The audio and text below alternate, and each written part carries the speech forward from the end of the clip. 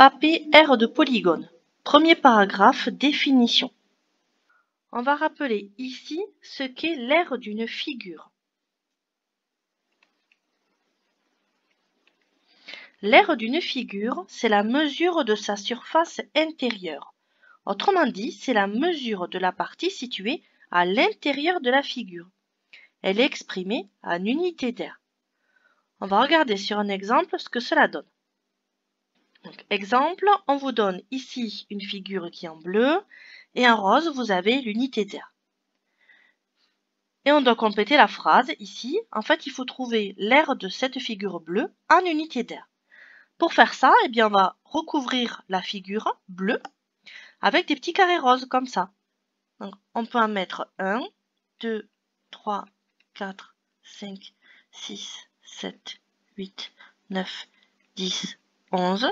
Donc, ça veut dire que l'aire de cette figure, c'est 11 unités d'aire.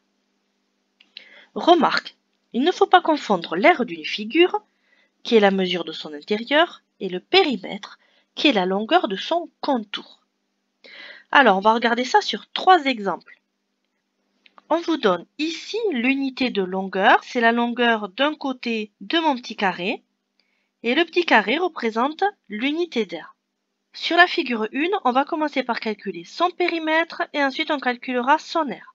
Donc le périmètre, c'est la longueur du contour de la figure. Donc on va regarder, le contour il est formé de 1, 2, 3, 4, 5, 6, 7, 8, 9, 10, 11, 12, 13, 14, 15, 16. 16 petits segments comme ça. Donc ça veut dire que le périmètre de cette figure, c'est 16 unités de longueur. Maintenant, on va regarder quelle est l'aire de cette figure. Pour trouver l'aire de cette figure, on regarde combien de fois on peut rentrer ce petit carré à l'intérieur de la figure. Ici, on a 1, 2, 3, 4, 5, 6, 7, 8, 9 petits carrés. Donc ça veut dire que l'aire de cette figure, c'est 9 unités d'aire. On va faire la même chose avec la figure 2. On s'intéresse ici au périmètre de cette figure.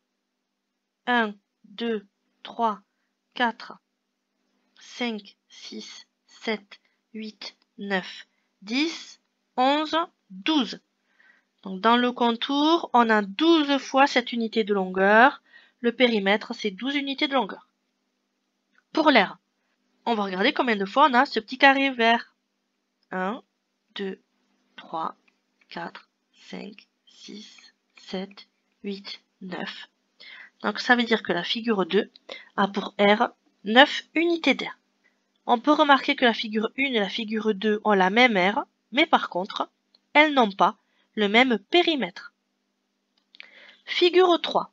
Alors le périmètre 1, 2, 3, 4, 5, 6, 7, 8, 9, 10, 11, 12. Le périmètre de cette figure, c'est 12 unités de longueur. Par contre, pour l'aire, 1, 2, 3, 4, 5. L'aire, c'est 5 unités d'aire.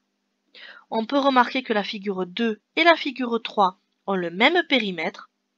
Par contre, elles ont des aires différentes.